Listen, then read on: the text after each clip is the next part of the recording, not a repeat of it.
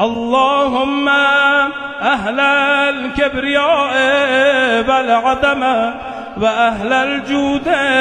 والجبروت وأهل العفو والرحمة وأهل التقوى والمغفرة، أسألك بحق هذا اليوم الذي جعلته للمسلمين عيدا ولمحمد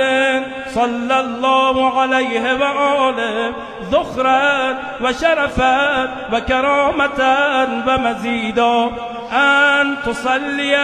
على محمد وآل محمد، وأن تدخلني في كل خير أدخلت فيه محمدا وآل محمد، وأن تخرجني من كل سوء أخرجت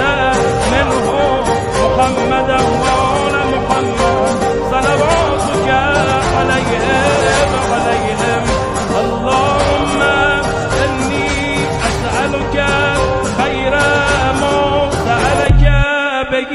عبادك الصالحون، وأعوذ بك مما استعاذ منه